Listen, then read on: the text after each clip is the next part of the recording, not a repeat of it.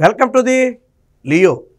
మూలిగే నక్క మీద తాటిపండు పడ్డట్టు ఇప్పటికే ఎలక్షన్ కమిషన్ 3 ఐఏఎస్లు 6 మంది ఐపీఎస్లను వేటు వేస్తూ సంచలన నిర్ణయం తీసుకుంది. ఈ ఘటన మరొక ముందే మరొక 22 మంది మీద వేటు వేయాలని చెప్పి ఎలక్షన్ కమిషన్కు ఆ బీజేపీ రాష్ట్ర అధ్యక్షురాలైనటువంటి పురంధేశ్వరి లేఖ రాయటం అనేది ఇప్పుడు పెను సంచలనంగా మారింది. వాస్తవానికి ఈ లేఖ గత నెల 26వ తారీఖునే పురంధేశ్వరి రాయటం జరిగింది. 22 మందిని స్పష్టంగా మెన్షన్ చేస్తూ అందులో ముఖ్యంగా మొత్తం కూడా ఐపీఎస్ స్థాయి అధికారులు అంటే పోలీసు శాఖకు చెందిన అధికారులే కీలకంగా ఉన్నారు. వారందరి పేర్లు మెన్షన్ చేస్తూ వారు చేస్తున్నటువంటి కార్యక్రమాలను మెన్షన్ చేస్తూ గత నెల 26నే లేఖ రాయటం జరిగింది. అందులో ఆల్రెడీ ఇప్పటికి 6 మీద వేట్ అయితే పడటం అయిపోయింది. అంటే పురంధేశ్వరి లేఖ రాసిన విషయం ఇప్పటి వరకు బయటికి రాలేదు. తాజాగా ఆలస్యంగా బయటకు వచ్చిందని చెప్పుకోవాలి మనం. పురంధేశ్వరి లేఖ ఫలితంగానే ఒకవేళ వేటు పడిందా అనే అనుమానాలు కూడా కలుగుతున్నాయి. అయితే 22 మందిలో 6 మంది మీద ఇప్పటికే వేటు వేశారు. మిగిలిన వారి మీద కూడా వేటు పడుతుందని చెప్పడం జరిగింది. అంతేకాకుండా ఆవిడ కొన్ని సంచలన ఆరోపణలు కూడా చేశారు.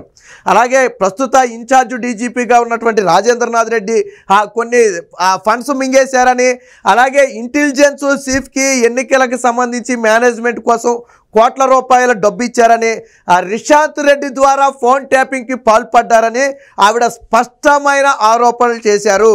అంటే ఊరు పేరు తెలియకుండా ఎవరో చేస్తున్నారని కాదు, స్పష్టంగా ఏ అధికారి ఎటువంటి పని చేశాడు అనే విషయాన్ని మెన్షన్ చేస్తూ ఆవిడైతే ఆ ఎలక్షన్ కమిషన్కి అయితే ఒక సంచలన లేఖ రాసింది. బహుశా దాని ఫలితమేనేమో ఆల్రెడీ ఇప్పటికి 6 మంది ఐపీఎస్ల మీద అయితే వేటు పట్టడం జరిగింది. మిగిలిన వారి మీద కూడా ఖచ్చితంగా వేటు పడాలని, ముఖ్యంగా డీజీపీ అలాగే ఇంటెలిజెన్స్ చీఫ్లు ఎవరైతే ఉన్నారో వారి మీద ప్రధానంగా వేటు వేయాలని చెప్పి పురంధేశ్వరి అయితే ఒక లేఖ రాయడం జరిగింది. ఇప్పుడు ఈ లేఖ అనేది పెను సంచలనంగా మారింది. ఆల్రెడీ టీడీపీ, బీజేపీ, జనసేన పొత్తులో ఉన్న సంగతి మనందరికీ తెలిసిందే. సో విపక్షాలను వేధించటమే లక్ష్యంగా వచ్చే ఎన్నికల్లో వైసీపీ పార్టీని గెలిపించడం కోసం ప్రత్యక్షంగానో పరోక్షంగానో వీళ్ళంతా కూడా జగన్మోహన్ రెడ్డి కోసం పనిచేస్తున్నారు. వీళ్ళందరూ కన్నా ఇదే విధంగా తమ విధుల్లో ఉంటే ఖచ్చితంగా ఓటు పైన ప్రభావం పడుతుంది, ఓటుకు చేటు చేస్తుంది. అది ప్రతిపక్షాల ఐక్యతను కూడా దెబ్బతీసే విధంగా ఉంటుంది, ఖచ్చితంగా ఫలితాలను తారుమారు చేస్తుంది. కాబట్టి నిష్పక్షపాతంగా ఎన్నికలు జరగాలంటే 22 మంది వైసీపీ ఐపీఎస్లు అంటే కరెక్టు వైసీపీ ఐపీఎస్లను తప్పించాల్సిందే. వాస్తవానికి అఖిల భారత సర్వీస్ అధికారులు అంటాం కదా మనం. సో వీళ్ళు వైసీపీ అధికారులుగా చెప్పుకోవచ్చు. సో వైసీపీ అధికారులను తప్పిస్తేనే నిష్పక్షపాతంగా ఎన్నికలు జరుగుతాయని చెప్పి చాలా ఘాటుగా స్పష్టమైన లేఖ అయితే రాయడం జరిగింది. సో దానికి సంబంధించిన వార్త అయితే ఒకటి వచ్చింది, ఒకసారి చూద్దాం. ఇక్కడ చూడవచ్చు, వైసీపీ ఐపీఎస్లు 22 మందిని పక్కకు తప్పించండి, ఆ అధికారులతో ఓటుకు చేటు అంటే ఓటు మీద ప్రభావం పడుతుంది. ఈసీకి బీజేపీ చీఫ్ పురంధేశ్వరి ఫిర్యాదు. నిర్దిష్టంగా పేర్లు, ఆరోపణలతో సహా లేక వాళ్ళు చేసిన పనులతో సహా లేక డీజీపీ సీక్రెట్ ఫండ్స్ మింగేశారు. ప్రస్తుత ఇన్ఛార్జ్ డీజీపీగా ఉన్నటువంటి వ్యక్తి సీక్రెట్ ఫండ్స్ మింగేశారు. ఎన్నికల మేనేజ్మెంట్ కోసం ఇంటెలిజెన్స్ చీఫ్కి కోట్ల రూపాయల నిధులు ఇచ్చారు అని ఆవిడైతే ఆరోపించడం జరిగింది. ఇక రిషాంత్ రెడ్డి ద్వారా ఫోన్ ట్యాపింగ్ జరిగిందని, అలాగే విపక్ష అభ్యర్థులను నేతలను అడ్డుకోవటమే లక్ష్యం, వైసీపీలో జేబు మనుషులుగా మారారు. నిష్పాక్షిక ఎన్నికలు జరగాలంటే ఈ ఐపీఎస్లను పక్కకు తప్పించాలి, వినతి పత్రంలో పురంధేశ్వరి. సో అధికార పార్టీతో అంటకాగుతున్న ఐపీఎస్ అధికారులపై బీజేపీ గురిపెట్టింది. కీలక స్థానాల్లో ఉన్న ఈ ఐపీఎస్లు ఎన్నికల్లో వైసీపీ గెలుపు కోసం పనిచేస్తున్నారని మండిపడింది. వీరిని పక్కకు తప్పిస్తేనే ఎన్నికల ప్రక్రియ నిష్పాక్షికంగా జరుగుతుందని, సజావుగా సాగుతుందని చెప్పారు. ప్రస్తుత ఇన్ఛార్జ్ డీజీపీగా ఉన్నటువంటి రాజేంద్రనాథ్ రెడ్డి నుంచి అలాగే నాన్ క్యాడర్ ఎస్పీ అయినటువంటి ఆనంద్ రెడ్డి వరకు కూడా ఏకంగా 22 మంది పేర్లు, వారిపైన ఉన్న అభియోగాలు, అవినీతి చర్యలు, వైసీపీతో ఉన్న సంబంధం, విపక్షాలను వేధిస్తున్న వైనం వివరిస్తూ బీజేపీ రాష్ట్ర అధ్యక్షురాలు పురంధేశ్వరి రాష్ట్ర ఎన్నికల ప్రధాన అధికారికి అలాగే కేంద్ర ఎన్నికల కమిషనర్కు కూడా అయితే లేఖ అయితే రాయటం జరిగింది. సో వీరి మీద వేటు వేయకపోతే ఎన్నికలు ప్రభావితమయ్యే అవకాశం ఉందని చెప్పి చాలా స్పష్టంగా, అంటే ఏదో వాళ్ళు తీసేయండి అని ఆరోపణ చేయడం కాదు, ఆ వ్యక్తి పేరు, ఆ వ్యక్తి కేడరు, గతంలో ఆ వ్యక్తి చేసినటువంటి పనులు, వాళ్ళ మీద ఉన్నటువంటి అవినీతి ఆరోపణలు, వాళ్ళకి వైసీపీకి ఉన్నటువంటి సంబంధాలు, ఇలా అన్నీ కూడా వివరిస్తూ స్పష్టమైన లేఖ అయితే రాయడం జరిగింది. సో దానికి సంబంధించి ఒక ఫుల్ డీటెయిల్స్ వార్త ఒకటి ఉందో ఒకసారి చూద్దాం. సో ఎవరా ఆ వైసీపీ ఐపీఎస్లు అంటే మనం ఇక్కడ చూడొచ్చు. మొట్టమొదటిగా ఇక్కడ ఆల్రెడీ విశాల్ గన్ని, విశాఖ రేంజ్ డిఐజీ అయినటువంటి విశాల్ గన్ని భయంకరమైన అవినీతి పరుడు, విజయసాయి రెడ్డి జేబులో మనిషిలా మారిపోయాడని చెప్పి పొరుగు రాష్ట్రంలోని తన సమీప బంధువులకు తినకు వచ్చే ముడుపులన్నీ కూడా వెళతాయని చెప్పి చెప్పడం జరిగింది. ఇక రాజేంద్రనాథ్ రెడ్డి, సో ఈయన పూర్తిగా ఏకపక్షంగా అనుకూలంగా పోలీసు అధికారులందరినీ జగన్మోహన్ రెడ్డికి అనుకూలంగా పనిచేయించేటట్టు చేస్తున్నారనే ఆరోపణతో డీజీపీ మీద ఒక ఎలిగేషన్. అలాగే P Sitaramanjaneyulu intelligence DG, so ప్రధానమంత్రి పాల్గొన్న బహిరంగ సభకు అనుకూల పోలీసు అధికారులను మాత్రమే నియమించి వేరు చోట్ల చెక్ పోస్టులు పెట్టి విపక్షాల కార్యకర్తలు సభా మైదానాలకు రాకుండా అడ్డుకుంటూ ఈ ఎన్నికలను మేనేజ్ చేసేందుకు, తప్పుడు సర్వేలు చేయించేందుకు భారీగా డబ్బులు పుచ్చుకున్నారని చెప్పి ఆరోపించడం జరిగింది. సో ఇంటెలిజెన్స్ డీజీ మీద. ఇక సిద్ధార్థ్ కౌశల్ కడప జిల్లా ఎస్పీగా ఉన్నటువంటి ఈయన అనేక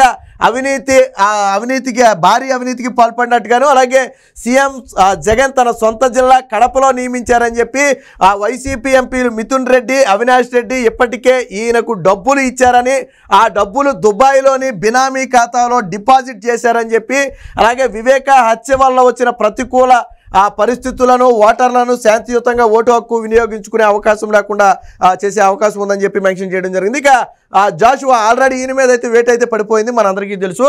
ఆయన అత్యంత అవినీతిపరుడని ఇటీవల కృష్ణా జిల్లాకు బదిలీ అయ్యాడని చెప్పడం జరిగింది. అలాగే ఒక కీలక వైసీపీ నేత కొనసాగంలో పనిచేస్తున్నాడని ఆరోపించడం జరిగింది. ఇక రవిశంకర్ రెడ్డి పల్నాడు జిల్లా, ఈయన మీద కూడా ఆల్రెడీ వేట అయితే పడిపోయింది. సో ప్రధాని పాల్గొన్న సభలో ముఖ్యంగా ఏదైతే వైఫల్యం చెందారో దానికి సంబంధించి అయితే ఇక్కడ రాయడం జరిగింది. ఇక పివి సునీల్ కుమార్, గతంలో సిఐడికి చీఫ్గా ఉన్నటువంటి పివి సునీల్ కుమార్ ప్రస్తుతం డిజాస్టర్ మేనేజ్మెంట్కి అయితే వెళ్ళడం జరిగింది. సో ఈయన అంబేద్కర్ ఇండియా మిషన్ అని ఒక మిషన్ను స్థాపించి దళిత వాడల్లో వైసీపీకి అనుకూలంగా వైసీపీకి ఓట్లు వేసే విధంగా దళితులందరినీ ప్రభావితం చేస్తున్నాడని చెప్పి ఆవిడైతే ఆరోపించడం జరిగింది. ఇక సంజయ్ సిఐడి అదనపు డీజీ సంజయ్ మనందరికీ తెలుసు, చంద్రబాబు గారి అరెస్టులో కీలకంగా వ్యవహరించినటువంటి వ్యక్తి. ప్రస్తుతానికి ఈయన కొంచెం సైలెంట్గా ఉన్నప్పటికీ కూడా ఈయన కుటుంబ సభ్యుల ద్వారా లంచాలు తీసుకున్నట్లు ఆల్రెడీ ఏసీబీ ఆధారాలు సేకరించడం మొదలుపెట్టింది. సో త్వరలోనే సిఐడి సంజయ్ చాప్టర్ క్లోజ్ అనుకోండి. ఇక విజయరావు డిఐజీ కర్నూలు, సో ఈయన అధికార పక్షానికి పూర్తిగా లొంగిపోయి పనిచేస్తున్నాడని చెప్పి, అలాగే అంబురాజన్ ఈయన మీద అయితే ఆల్రెడీ వేట అయితే పట్టడం జరిగింది. అనంతపురం, సో ఎవరైతే స్మగ్లర్లు వీళ్ళతో ఉంటారో వాళ్ళతో చేతులు కలిపి ఎర్రచందనం స్మగ్లర్ల ప్రమేయం ఉందని, అలాగే వివేక హత్య కేసుకు సంబంధించి విచారిస్తున్నటువంటి సిబిఐ అధికారుల మీద కేసులు కూడా నమోదు చేసినటువంటి వ్యక్తి. ఇక Anand Reddy SP, non cadre SP, ఈయన వైసీపీ కీలక నాయకుడు, రాజ్యసభ సభ్యుడు, విజయసాయి రెడ్డి మనిషిగా పేరు తెచ్చుకున్నటువంటి వ్యక్తి అని చెప్పడం జరిగింది. ఇక రిషాంత్ రెడ్డి, సో ఈయన ద్వారానే ఇప్పుడు ఫోన్ ట్యాపింగ్ జరిగిందని చెప్పి పురంధేశ్వరి ఆరోపణలు కూడా చేస్తుంది. ప్రస్తుతానికి ఈయన కౌంటర్ ఇంటెలిజెన్స్లో అయితే పనిచేస్తున్నాడు. ఇంతకుముందు చిత్తూరు జిల్లా ఎస్పీగా పనిచేశారు, ఇటీవలే కౌంటర్ ఇంటెలిజెన్స్ విభాగానికి వచ్చారు. సో ఈయన ప్రభుత్వం భారీ ఎత్తున నిధులు అందుబాటులో ఉంచింది, విపక్షాలకు చెందిన నేతల ఫోన్లను ఈయన ట్యాప్ చేస్తున్నాడని చెప్పి చాలా కీలకమైన ఆరోపణ అయితే రిషాంత్ రెడ్డి మీద అయితే చేయడం జరిగింది. ఇక పాల్రాజు గుంటూరు ఐజీ ఆల్రెడీ ఈయన మీద అయితే వేటు పట్టడం జరిగింది. మనం చూసాం మొన్న 6 మంది ఐపీఎస్లో ఈయన కూడా ఒకడు. సో ఈయన ఏంటంటే ప్రధానమంత్రి సభకు సంబంధించి వైఫల్యానికి సంబంధించి ఈయన మీద అయితే వేటు పట్టడం జరిగింది. ఇక అమ్మిరెడ్డి, అనంతపురం డిఐజీ అమ్మిరెడ్డి, సో ఈయన కుప్పం, తిరుపతి, రాజంపేట అసెంబ్లీ నియోజకవర్గాల్లో పెద్ద ఎత్తున అలజడులకు ప్రణాళికలు రచించారని జగన్మోహన్ రెడ్డి, మంత్రి పెద్దిరెడ్డి రామచంద్రారెడ్డి, సలహాదారుడు సజ్జల రామకృష్ణారెడ్డి, టీటీడీ చైర్మన్ భూమాన కరుణాకర్ రెడ్డి తదితర వైసీపీ సీనియర్ నేతల నుంచి నేరుగా ఆదేశాలు స్వీకరించి ఆళ్ళకు అనుగుణంగా పనిచేస్తాడని ఆరోపించడం జరిగింది. ఇక ఫకీరప్ప జాయింట్ సిపి అంటే commissioner of police Visakhapatnam. So అత్యంత అవినీతిపరుడు, అధికార పార్టీకి అమ్ముడు పోయాడు, విజయసాయి రెడ్డికి తొత్తులా మారాడని విమర్శించడం జరిగింది. ఇక రఘురామరెడ్డి విజిలెన్స్ ఐజీగా ఉన్నటువంటి రఘురామరెడ్డి అయితే ఈయన మీద కూడా అయితే ఆరోపణలు ఉన్నాయి. 30 కోట్ల దాకా నిధులను ఆయనకు అందుబాటులో ఉంచారని, రిశాంత్ రెడ్డితో కలిసి ఫోన్ ట్యాపింగ్కి పాల్పడుతున్నారని చెప్పి ఈయన మీద అయితే ఆరోపించడం జరిగింది. ఇకపోతే తిరుమలేశ్వర్ రెడ్డి ఎస్పీ నెల్లూరు ఆల్రెడీ ఈయన మీద అయితే వేటు పడిపోయింది. మొన్న 6 IPSలో ఈయన కూడా ఒకడు. సో అధికార పార్టీని వేధించడమే లక్ష్యంగా పనిచేస్తున్నటువంటి ఎస్పీ. ఇక కృష్ణకాంత్ ఎస్పీ కర్నూలు. సో వైసీపీ నేతకు పూర్తిగా లొంగిపోయాడు. అలాగే రాధిక ఎస్పీ శ్రీకాకుళం. ప్రస్తుత టీడీపీ రాష్ట్ర అధ్యక్షుడిగా ఉన్నటువంటి అచ్చెన్నాయుడిని ఓడించాలనే లక్ష్యంతో అక్కడ వైసీపీకి అనుకూలంగా వ్యవహరిస్తుందని చెప్పి శ్రీకాకుళం ఎస్పీ రాధిక మీద అయితే ఆరోపణలు అయితే చేయడం జరిగింది. ఇక కాంతిరాణ విజయవాడ కమిషనరు. సో వైసీపీకి అంటగాగడమే కాకుండా ముఖ్యమంత్రి పేషీ నుంచి వచ్చే ఆదేశాలను ఈయన పాటిస్తాడని చెప్పి ఆరోపణలు అయితే ఉన్నాయి. గతంలో చంద్రబాబు గారి అరెస్టు సమయంలో కూడా కాల్ డేటా కావాలని న్యాయవాదులు కోర్టులో ఒక పిటిషన్ వేస్తే ఆ న్యాయవాదులనే కాంతిరాణ బెదిరించాడు, మీకెందుకు కాల్ డేటాని బెదిరించాడని ఆరోపణలు కూడా ఎదుర్కొంటున్నటువంటి వ్యక్తి. ఇక రఘువీరారెడ్డి ఎస్పీ నంద్యాల. సో ఈయన కూడా అధికార పార్టీకి అనుకూలంగాను, ముఖ్యంగా మంత్రి బుగ్గన రాజేంద్రనాథ్ రెడ్డికి అనుకూలంగా వ్యవహరిస్తున్నారని చెప్పి ఆరోపణలు అయితే ఉన్నాయి. ఇక పరమేశ్వర్ రెడ్డి ఎస్పీ ప్రకాశం ఆల్రెడీ ఈయన మీద వేటు కూడా పడిపోయింది. సో ఈయన కూడా అధికార పార్టీకి తొత్తుగా మారాడని చెప్పి మొత్తంగా ఇలాగా 22 మంది వివరాలు, వారు చేస్తున్నటువంటి పనుల గురించి అయితే పురంధేశ్వరి ఒక స్పష్టమైన లేఖ రాసింది. సో ఇప్పటికే ఇందులో 6 మంది మీద అయితే ఆ వేటు కూడా వేయటం జరిగింది. సో మిగిలిన వారి మీద కూడా త్వరలోనే వేటు పడే అవకాశం ఉందని చెప్పి వస్తుంది. ఏది ఏమైనప్పటికీ ఇప్పుడు వైసీపీకి అంటకాగుతున్నటువంటి IPS అధికారులను తప్పించాలని పురంధేశ్వరి రాసిన లేఖ ఏదైతే ఉందో అది రాష్ట్ర వ్యాప్తంగా సంచలనంగా మారింది.